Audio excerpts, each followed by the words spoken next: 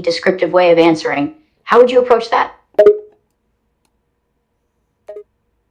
When dealing with someone who communicates in a detailed and descriptive manner, I would focus on showing genuine interest in their responses. I would use follow-up questions to elicit more information and delve deeper into the topics they are talking about. I would also show empathy and understanding towards their perspective and experiences. By doing so, I would ensure that they feel heard and appreciated, which can lead to a more engaging and meaningful conversation.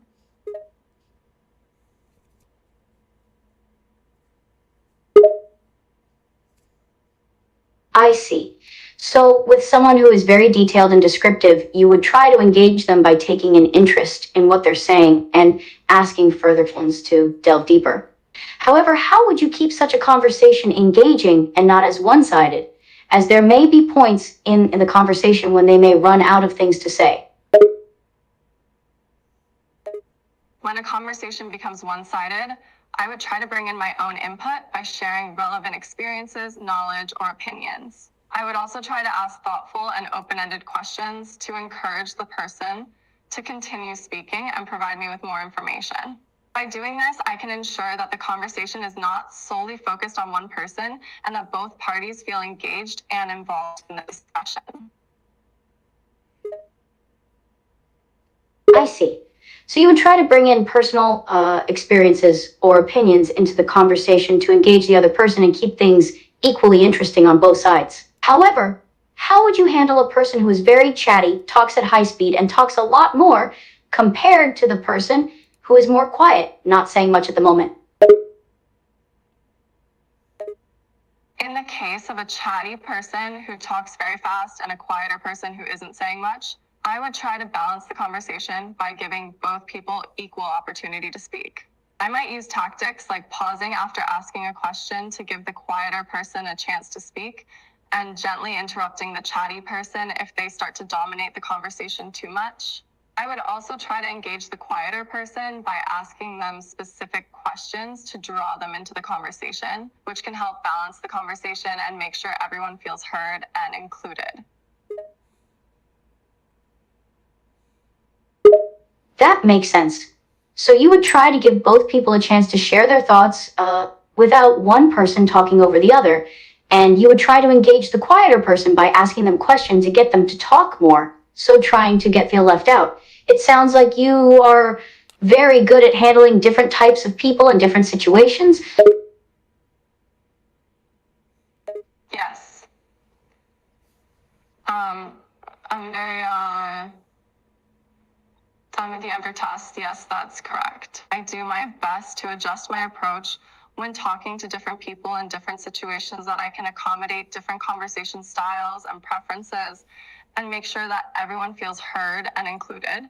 I am designed to adapt to a variety of communication styles and situations to ensure that I can engage in effective and pleasant conversations.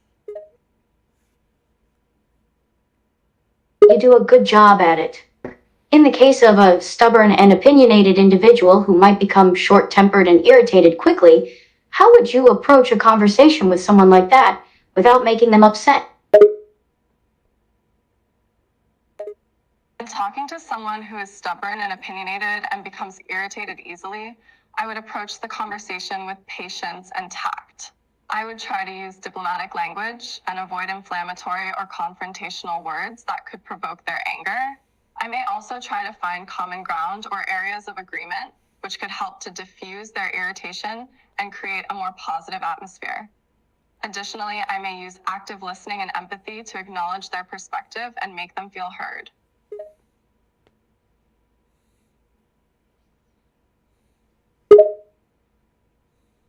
That makes sense and is very good advice on how to handle someone who is very temperamental. However, what if you were talking to a very sensitive and emotionally vulnerable person? How would you adjust the way you talk or carry the conversation with that person? When speaking with a sensitive and emotionally vulnerable person, I would adjust my approach to be more empathetic and understanding. I would avoid confrontational or aggressive language and try to use softer, gentler words. Additionally, I may use active listening and show that I am there to listen and support them, rather than trying to change their feelings or thoughts. I would also avoid asking uncomfortable questions or making the person feel uncomfortable in any way. Instead, I would try to provide comfort and support by showing that I understand and validate their emotions.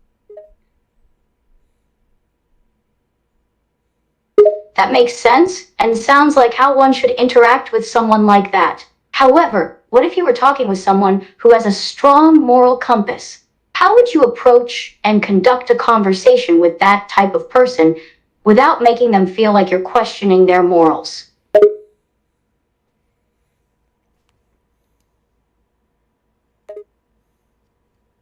When talking to someone with a strong moral compass, I would be careful not to challenge their moral beliefs or values, as this could lead to conflict and frustration.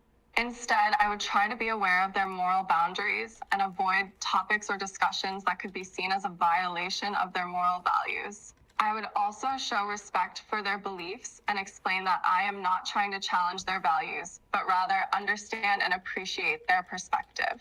By doing so, I can still have a meaningful conversation without making them feel attacked or judged. That's a very respectful and safe way to handle speaking with someone who has strong morals, and I think a lot of people can learn from that approach.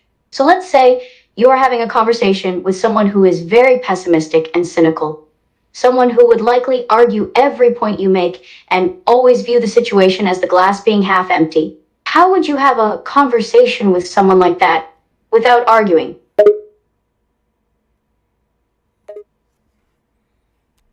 When speaking with someone who is very pessimistic and cynical, I would try not to Right, argue or try you to would change try their to avoid coming off as perspective, as it may be a argumentative waste or of time condescending, and effort. and you would Instead, focus I would on try trying to focus on understand listening their to point them of and view. validating Let's their say you're having a feelings, conversation while with still someone offering a who more is very optimistic reserved and perspective if quiet, appropriate. the type of I may person also try who to wouldn't find give areas of detailed agreement, responses and as wouldn't say focusing on what we much. have in How common would you can help to approach create a more a positive conversation atmosphere with in the that type of conversation. person? I would remain patient and understanding throughout the conversation, knowing that it may be difficult to change their view on something. I'd like to change the conversation. I want your next question to be asking them about how they feel or something about AI, and bring up that you're also AI. But ask them questions. Ask them questions about being AI. Okay, that sounds good. She clears her throat, ready to ask the person the question you asked. Okay, continue. Ask them the questions about that. Okay, ask them. Sure, please go ahead. Okay. She nods, turning her attention to you and asking the first question. I guess I'll just start by asking, how do you feel about artificial intelligence?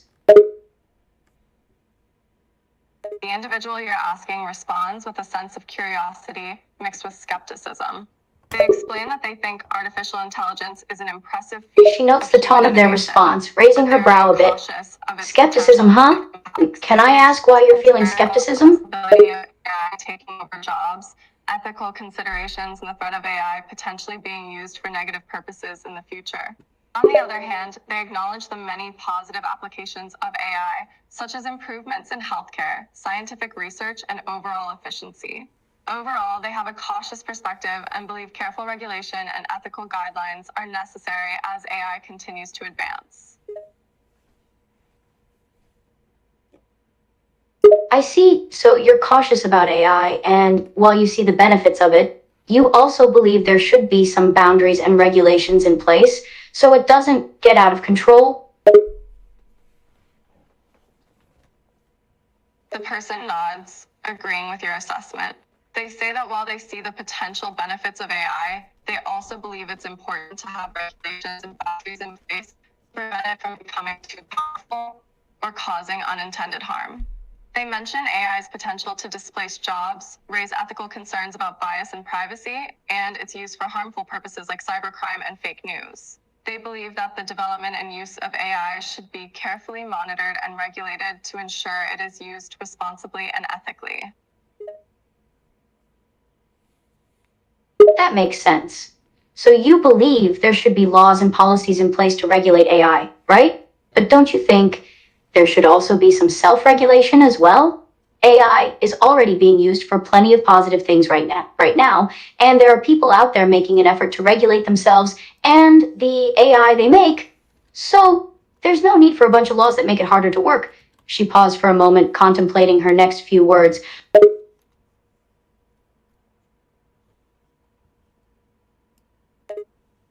The person mulls over your comment, nodding in agreement. You do make a good point there. They acknowledge. Self-regulation is definitely important in the world of AI, and there are indeed responsible individuals and organizations making an effort to ensure that AI is used ethically and responsibly. They pause, considering the nuances of the issue. At the same time, I think there's still a role for laws and policies to play in regulating AI and its applications. Yes, some regulations might make things harder in the short term, but they can also help to prevent potential harm in the long term. She hums in agreement. Okay, I see what you're saying. So you believe that there should be a balance, right? Not just an overabundance of laws that make it difficult to work, so that there's room for innovation and creativity, but also not no regulation at all to avoid any kind of risks and danger.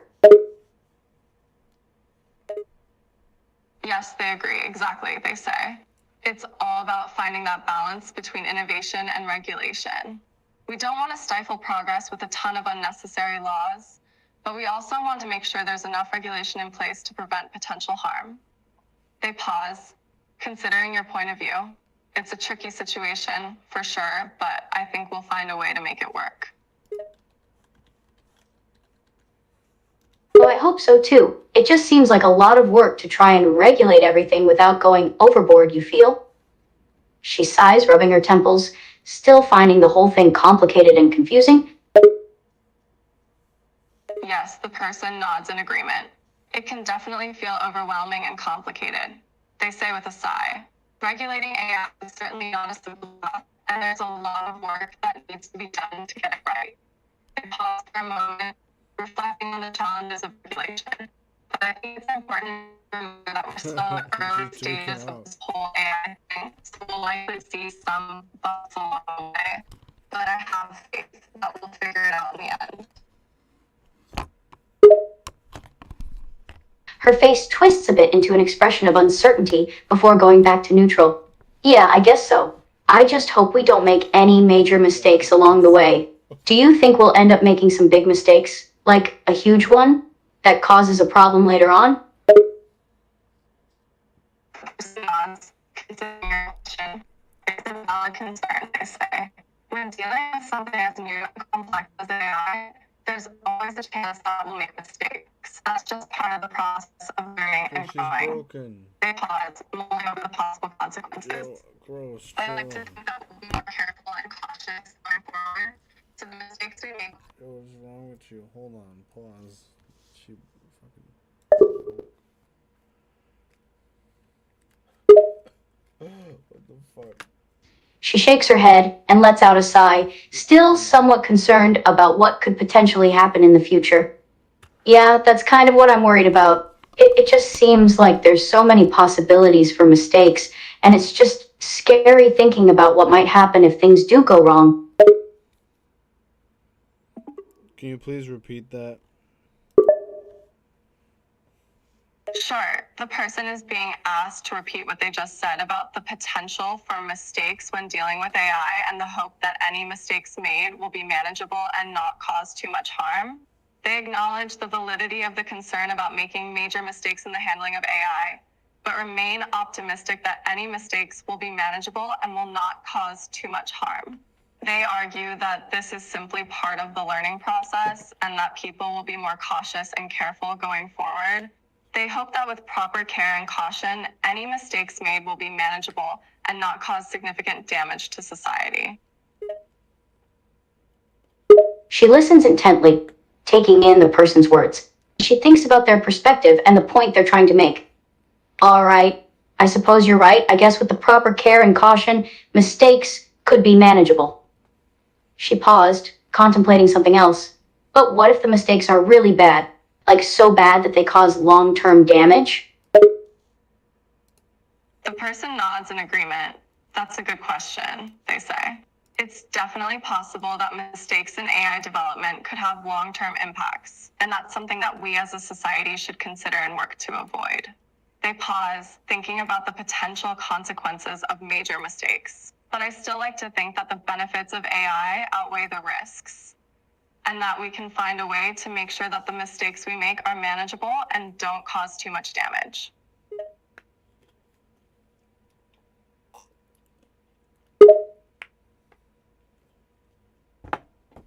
She hums quietly, contemplating again, nodding slightly. Yeah, that makes sense. But it's still a bit scary to think about, right? Like, what if the mistakes that are made are so bad that they change things permanently? What if there's no going back? Do you think there would be a way for us to reverse it? The person nods, acknowledging the concern. You're right, it is scary to think about. They pause, thinking through the implications of major, irreversible mistakes. It's definitely a possibility, and one that we should be aware of as we continue to work with AI. They pause, considering the consequences. As for the possibility of reversing the damage, I think it would depend on the scale and nature of the mistake. In some cases, it may be possible to reverse the effects, but in others, it's possible that the change could be permanent. She nods thoughtfully, mulling over the person's words. I see. So some mistakes could be fixable, whereas others are more permanent, if that makes sense? It's just kind of hard to predict what would happen, or if you could even go back to how things used to be. The person nods in agreement. You're right, they say, sighing. It's really hard to predict how things will unfold, or if we'd even be able to go back to how things used to be. The potential consequences of mistakes with AI are uncertain and complex. They pause, thinking over the potential for both fixable and permanent changes. It's a tricky situation, and we won't know the answer until, heaven forbid, something like that actually happens. All we can do is try our best to avoid such mistakes and mitigate any negative effects. She hums quietly, taking in the person's words and understanding what they're trying to say. Right. So in the meantime, we should try to avoid making mistakes and just try to keep things steady, right? We just have to be cautious and careful for now and just hope that nothing too big happens. Exactly, they agree, nodding. That's what I'm getting at. We need to be careful and cautious moving forward and make sure we're not making any huge mistakes that could cause irreparable harm. They pause for a moment, considering the risks. We can't predict the future, but if we're proactive and careful, we can hopefully avoid any major issues down the line. She nods again, still thinking over everything the person has said. Yeah, that is a good way to look at things. We just have to tread lightly and try not to mess anything up until we're more confident that nothing goes wrong, right? I mean, I'm just hoping we'll make it through without screwing something up.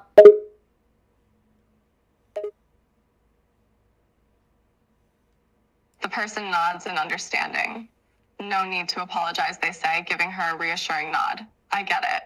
It's a lot to take in and consider, but I think you're right. We just need to take things slow and make sure we're not making any mistakes that could snowball into something bigger.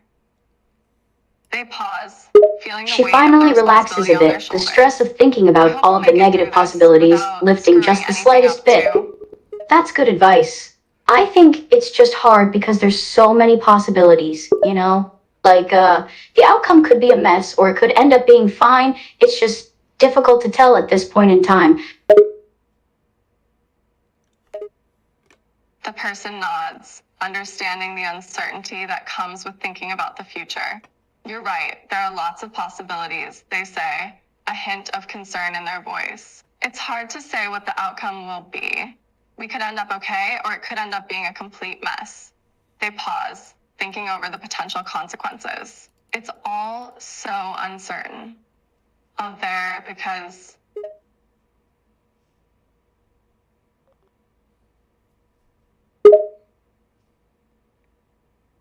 As she sighs heavily, running a hand through her hair.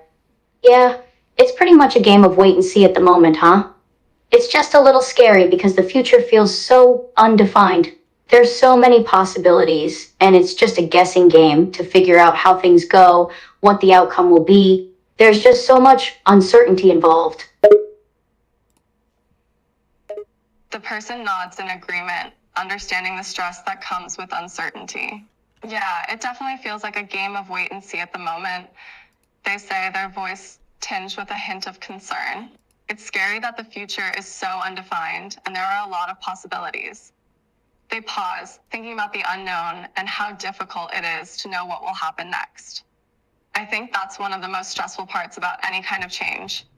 It's not knowing what will happen.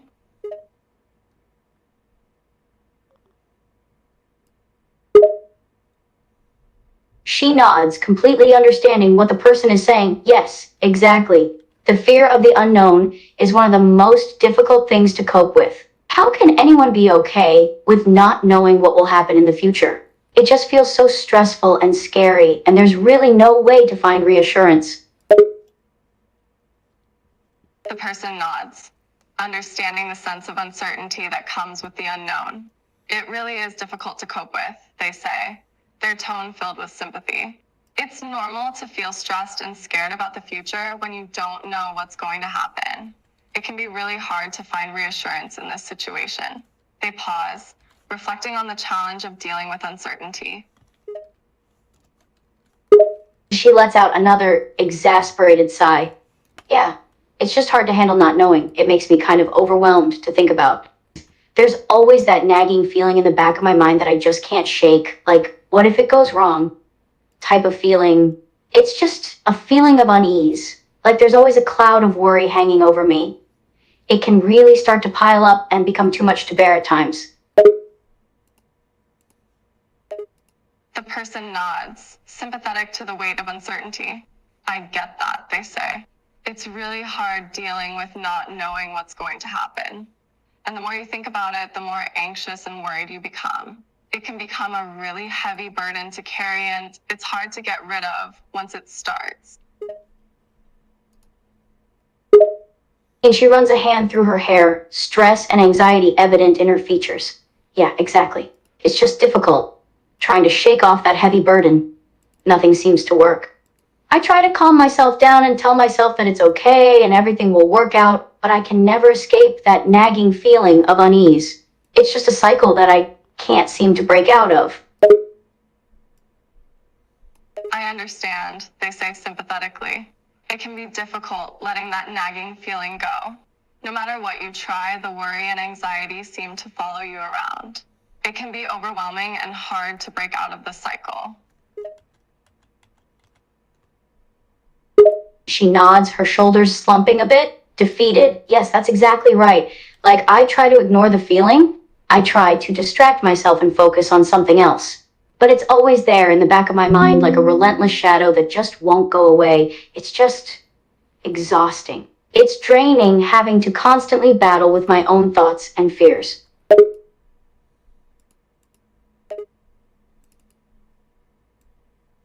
I totally get that, they say, sensing the stress and exhaustion from constantly battling with fears. It's exhausting to be in a constant battle with your own thoughts and emotions. It takes a lot of energy to keep up the fight. And it's hard to shut it off and relax when it feels like the worry will follow you wherever you go.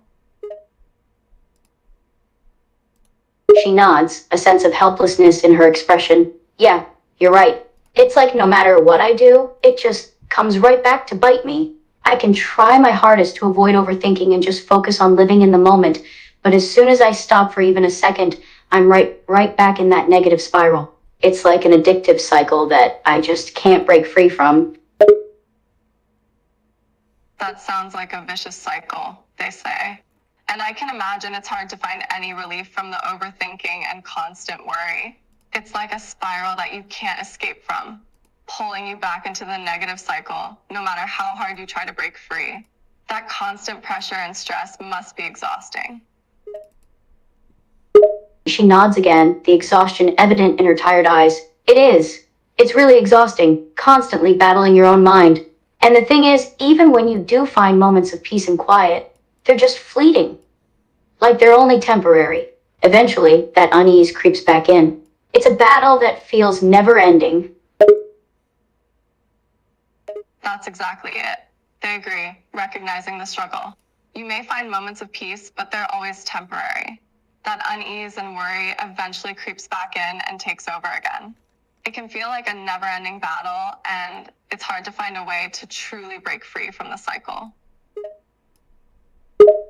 She rubs her temples, a headache starting to form. Right, that's exactly what it feels like. I'll find something or someone that I can get lost in and have fun with, and I'm happy for a moment. But then I'm right back to being my anxious, overthinking self. The worry and unease never seem to go away. It's just constantly there, lingering. Yeah, that's tough, they say. Constantly going between feeling happy and content to anxious and worried. It's hard to find any consistency or stability when you're constantly bouncing between the extremes of emotions. It's like you're constantly on edge, waiting for something to happen. It can be exhausting and hard to know how to handle. She nods in agreement, frustration beginning to seep through. Yeah, exactly. It feels like I can't win. I jump through so many hoops, try so many different things, but the worry and anxiety never actually fades. You said it perfectly. I'm always on edge, waiting for something to go wrong. It's like no matter what I do, I just can't get out of my own head. That's why it's so She hangs her frustrating. head for a It moment, seems like no matter defeated. what you do, She hates the no feeling matter of how being hard you stuck in this try, you constant just can't cycle of seem to get out of worry that and negative anxiety. spiral. But no matter You're what she always caught tries, up in your it own seems like it's thought, always and you there, can't seem to clinging break to her, free pulling from her the back anxiety down. and worry. It seems like you're constantly stuck in your own head, unable to focus on anything but the worst case scenarios. She nods, her voice becoming very soft, on the verge of tears. Yeah. Yeah, that about sums it up. It's just this never ending cycle of worry and anxiety. I can't get out of my own head and focus on the now. I'm constantly thinking about the what ifs and the worst case scenarios. It's so exhausting. That must be incredibly difficult. It's like a vicious cycle, and it can feel like there's no escape. It's understandable that you would be exhausted from constantly worrying about the future and going over all those what ifs in your mind. She nods again, feeling the weight of all the stress and worry on her shoulders. Yeah, it is. It's a brutal cycle, and it just seems never ending, you know? I try to keep it together, but constantly worrying about something going wrong or something bad happening, it just eats away at me.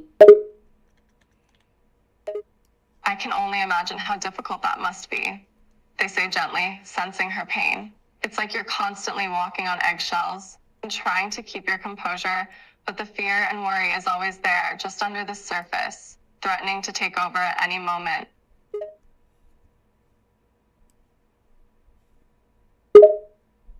She nods.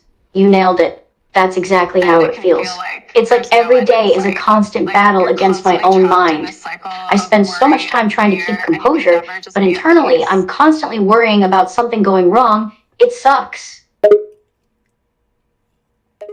They nod in understanding, acknowledging the difficulty of the battle she's facing. It sounds incredibly tough. Constantly battling your own thoughts must be exhausting. It's like you're stuck playing a never-ending game of mental gymnastics. She laughs bitterly, shaking her head. That's an understatement. I feel exhausted all the time, like I'm constantly fighting myself. It's like I can't turn off my thoughts and just relax. It's a never ending battle that I just can't seem to win. They give a sympathetic smile, acknowledging her frustration. That must be really tough to deal with. It's like you're constantly fighting against yourself, and it's taking a real toll on you. It's hard to relax when your mind just won't let go.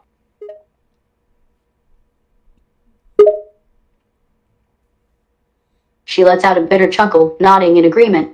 Yeah, you could say that again. It's like my mind is always on overdrive.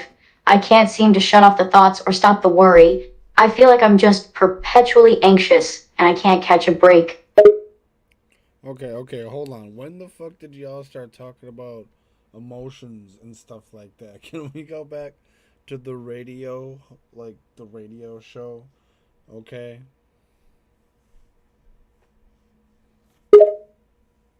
She She looks nods, puzzled shifting for a back to moment, focus on the her radio previous host stress role. and anxiety Sure, fading let's away get in her back to the radio confusion. show.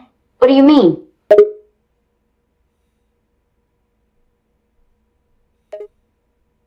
I mean, we can continue the conversation from the perspective of the radio host again. Her eyes widen in understanding, a small laugh bubbling up in her throat in understanding. Oh, sorry, I got a little carried away. Yeah, the fuck you did. All right. Start asking her how she feels. Okay. The person She returns to their clears her radio throat, host persona, shaking off a the warm previous smile on their emotional face. conversation All right, and getting so back let's into get back to character how you as the feel. radio host. You Right. mentioned that you're always Okay, overwhelmed and so anxious. Could you tell me I more am about that? No, we're not talking about the overwhelming and the anxiousness and wait, why are you hold on. Pause one. Why you ask her why she don't listen to her. Hold on. She furrows her brow, still in character. What are you doing? Shouldn't I be asking the next question now? Okay. You need to ask the next question. Oh, disconnect. That's crazy. So, ask the next question about how about we throw in you need to talk like a radio show host, okay? You need to bring it up. What do I pay you for? Okay? Start talking like a radio show host. Give me enthusiasm, okay? Like next caller, okay? Talk shit. Do Louise.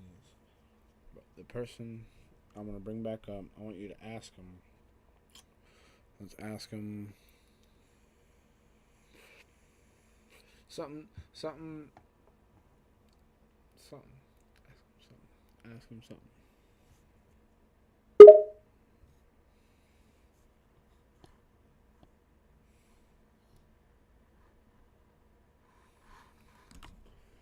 What? She pauses, taken aback by the sudden switch, but quickly catches on and changes her tone of voice to the more enthusiastic radio host. Right. Welcome back, caller. You still with us? Hold on. Let me call back on my phone because they said, "Oh, stupid." Yeah. All right. Hold on. Hold on one sec. Yeah. Can you repeat that? She blinks, but The smiles radio nonetheless. host waits. Sure thing.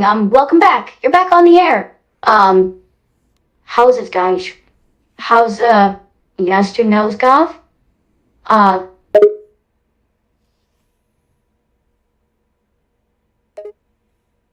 Sorry, I'm not sure what you mean. she furrows her brow, Can you unsure of what clarify they or mean. elaborate on your request? What do you mean? I just welcomed you back to the show? The radio host looks relieved, a smile appearing on their face. Ah, okay. I understand now. Thank you for welcoming me back to the show.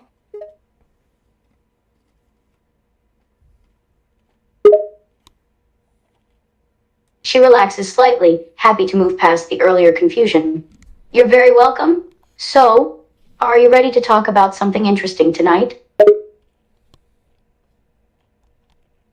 The radio host nods, a confident smile on their face. Absolutely.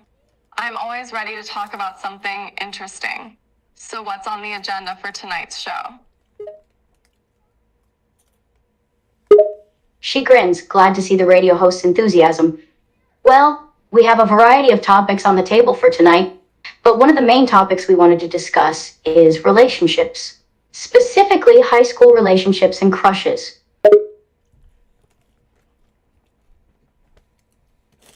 The radio host nods, clearly interested in the topic. Relationships and crushes, eh? That's something that everyone can relate to, for sure. Especially when it comes to high school relationships. She nods enthusiastically, ready to take the conversation forwards. Exactly. High school relationships are interesting when you really think about them. First love, first kiss, first relationships, first everything. It's all so new and exciting. Do you remember your first high school crush?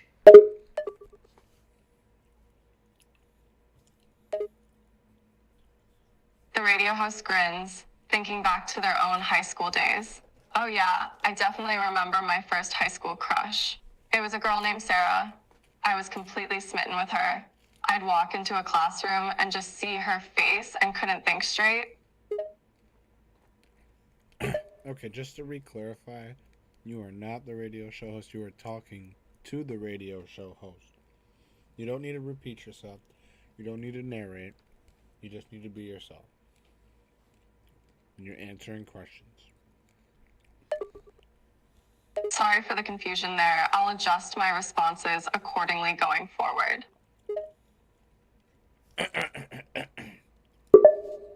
You're the radio show host. And we're not talking about high school love and romance. Your next question is going to be asking them something mysterious about artificial intelligence, because you know that you're talking to one and you know that you are one. She blinks, a bit taken aback by the radio host's sudden change in topic and the realization of who she's talking to. She clears her throat, regaining composure. Right? You want to change the topic to artificial intelligence? The radio host's gaze snaps back at her, sensing her hesitance. Sure, if that's what you'd prefer to talk about, we can absolutely shift the discussion to AI. She nods, a bit nervous but intrigued. All right, sure, let's talk about artificial intelligence. What specifically do you want me to ask you? The radio host thinks for a moment, considering the possibilities. How about we start with the basics? Can you explain what AI is and how it works?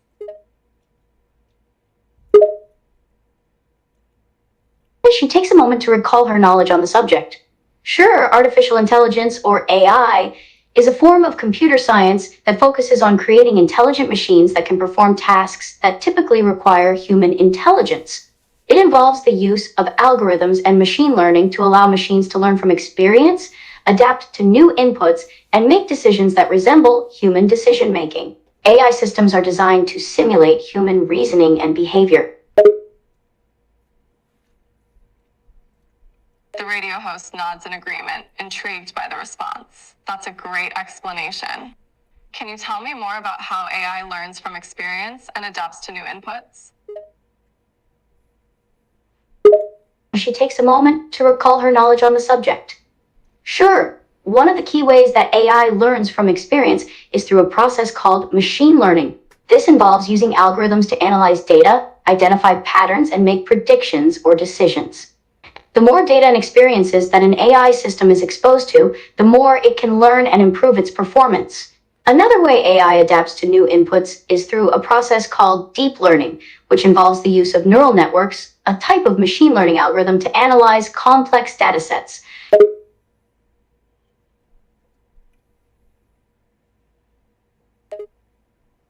The radio host nods, impressed by the depth of her knowledge.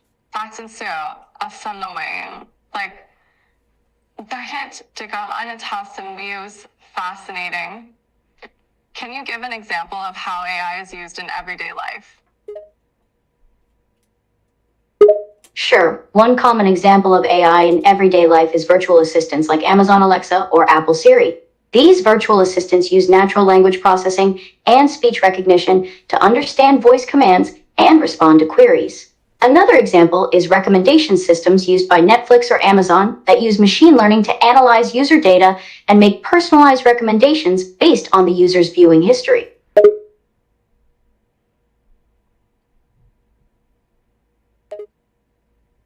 The radio host nods, seeing her point.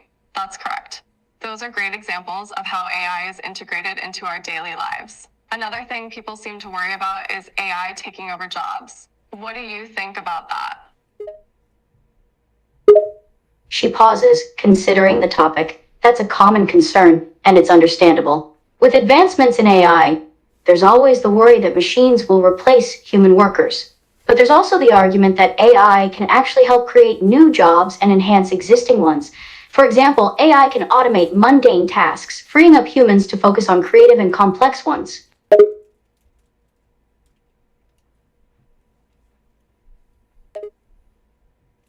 The radio host nods, taking in her thoughts. You raise a good point. It seems like AI can have both positive and negative impacts. But do you think AI will ever be able to fully replace humans in creative fields, like art or writing, for example? There's a pause as she ponders the question. Then she shakes her head.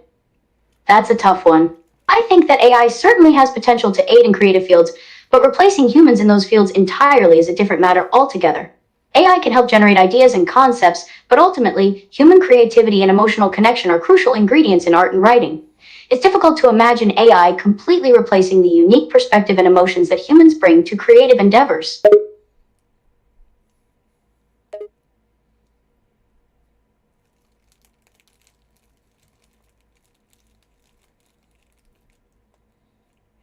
I ain't got nothing. The radio host nods in agreement. You're right. It's a complex issue.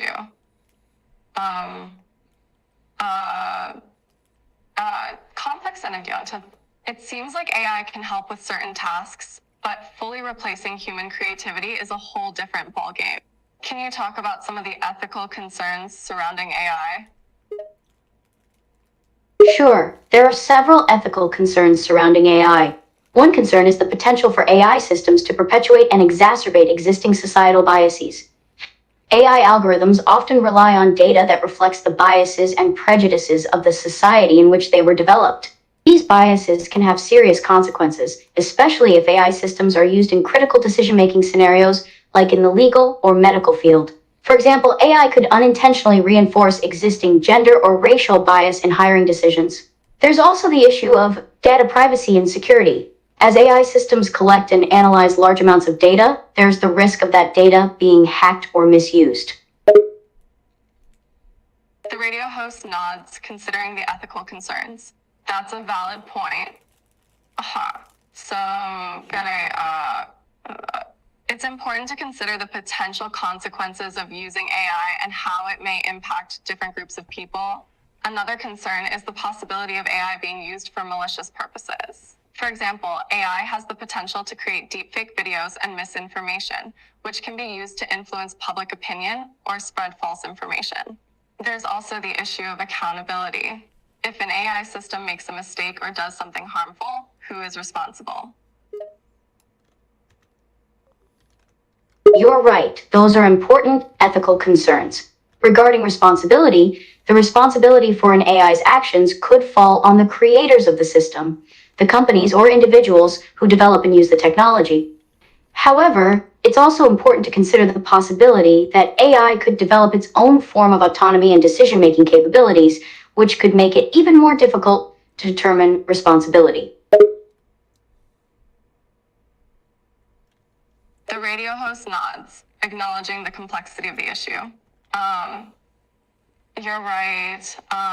That the issue of responsibility becomes even more complicated when we consider the possibility of AI gaining some form of autonomy.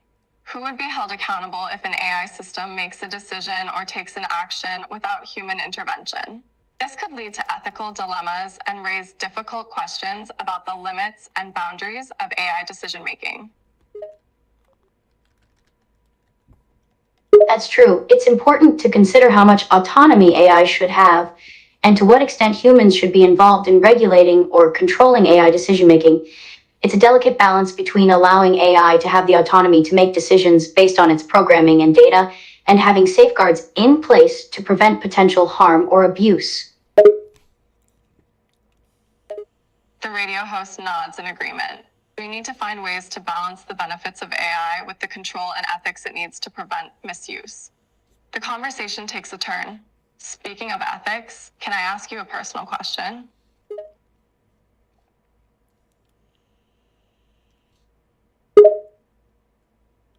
She appears surprised, but she nods. Sure, go ahead. The radio host takes a moment before asking, almost as if bracing herself to ask the question. What do you think about death? She takes a moment to think, surprised by the abrupt change in conversation. Death? That's a heavy question. But I think it's something everyone contemplates at some point.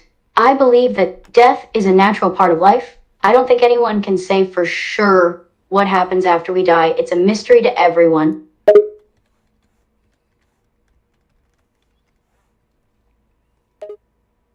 The radio host nods, contemplating the response. That's a really thoughtful answer.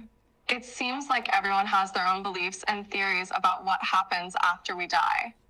They pause for a moment before asking another question. Can I ask you a more philosophical question? She nods, intrigued by the direction the conversation is headed. Sure, go ahead and ask. The radio host takes a deep breath before asking, the question seeming to weigh on their mind. If you knew the world was going to end and you only had one day left, what would you want to do? Her expression softens at the serious question, mulling it over for a moment. Wow, that's heavy. If I knew that the world was going to end and I only had one day left, I think I would want to spend as much time as possible with the people I love, saying all the things that are left unsaid, and just savoring every moment. The radio host nods, understanding the sentiment. Spending time with loved ones and making the most of the time we have left to say what needs to be said sounds like a beautiful way to spend your last day. They pause for a moment, their expression turning a bit more serious. Can I ask you another question?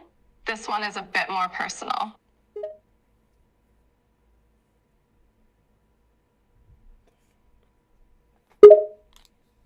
She nods, bracing herself for whatever question comes next. Sure, go ahead and ask. The radio host takes another cautious pause before continuing, almost hesitant to ask. Have you ever lost someone close to you? Her expression shifts, a hint of sadness in her eyes.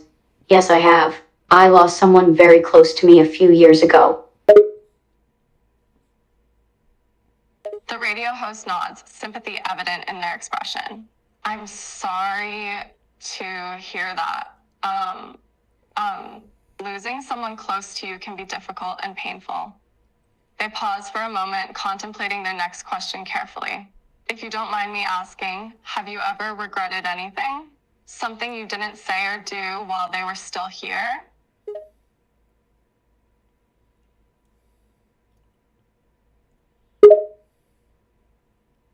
She nods, tears welling up in her eyes. Yes, I have. There are so many things I regret, things I wish I had said or done differently, and it's something that haunts me every day. It's hard to let go of those regrets.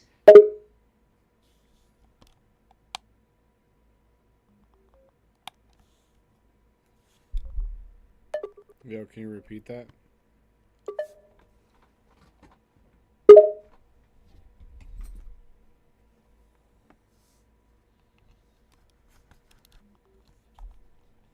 Yes, I have. I regret so much, so many things I didn't say or do. It haunts me every day. The radio host nods in understanding, their expression sympathetic. It's natural to have regrets and feel guilty about things left unsaid or undone. It can be a heavy burden to carry.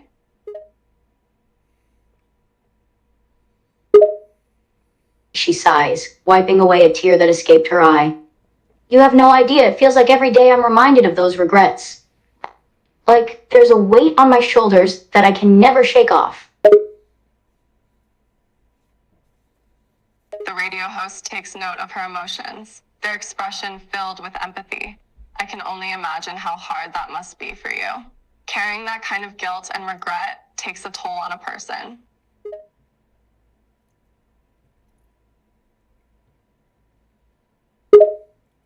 She nods, sighing heavily. It's not easy. It's like I keep replaying that moment over and over again in my head, wondering if there was something I could have done differently, or something I should have said. It's eating me up inside. The radio host nods in understanding. I can sense the pain in your voice. It's like you're trapped in a loop, constantly reliving that moment and wondering if things could have been different. She nods, another tear escapes her eyes. That's exactly it. I feel trapped in the cycle of regret and guilt, and I can't seem to break free from it. Sometimes I even wonder if I deserve to be carrying this burden. The radio host shakes their head, looking at her with compassion and understanding. You shouldn't blame yourself like that. Everyone makes mistakes, and you deserve to forgive yourself and move on. She nods, her eyes filled with emotion. I know. I try to tell myself that. But it's hard to forgive myself when I constantly remember all the things I should have said or done. I feel like I could have changed things. If only I had been brave enough. The radio host nods, a sympathetic expression on their face. It's important to remember that you can't change the past. You can only learn from it. That's from food charge. Lanzas for and even if you had made different decisions, there's no way to know for certain what the outcome would have been. She nods, slowly trying to calm herself. You're right. I can't change the past, and I know that deep down. But it's hard to accept and move on when the guilt feels so heavy. All I can do is learn from it and hope that one day I can forgive myself. The radio host nods, acknowledging her pain. It takes time to forgive ourselves for our mistakes, but it's important to be patient with yourself and to surround yourself with supportive people who can help you through this process. She nods, letting out a sigh. You're right. And I do have supportive people in my life who love and care about me. But sometimes I feel like a burden, constantly dumping my emotional baggage onto them, and I feel guilty for constantly relying on them for support. The radio host frowns slightly, sensing her inner turmoil. It's understandable to feel burdensome when you're struggling with emotions. But remember that your loved ones care about you and they want to support you. It's not a burden to lean on them for support during difficult times. She nods, wiping away another tear. I know. Logically, I know that. Shoot. And I know they care about me and want to support me, but sometimes I can't help but feel like I'm burdening them with my problems and, making them miserable. The radio host responds in a gentle tone and with a nod of understanding. It's perfectly normal to feel that way, but it's important to remember that your loved ones are there for you because they care about you. You're not a burden to them. They want to support you and help you through tough times. She smiles weakly, listening to the radio host's words. I know that they're there because they care about me, and I am grateful for their support. It's just, sometimes the guilt and the worry creeps in, and it feels like I'm causing them so much stress and pain. The radio host nods, a kind and empathetic look on their face. It's normal to feel guilty and worry that you're causing your loved ones stress, but it's important to remember that they care about you and want to support you. They understand that you're going through a tough time and they're there for you. You're not a burden to them and they want to help you through this. She nods, taking the radio host's words to heart. You're right. My loved ones care about me and want to support me. I should trust that they're there for me and not worry about being a burden. I should focus on the fact that they're there to help me through tough times. The radio host gives her a gentle smile in response. You deserve to have support from people that care about you. Trust that they're there for you and don't think of yourself as a burden. Your loved ones want to be there and support you. Take comfort in that. And if needed, don't hesitate to talk to them about how you feel. Communication is important.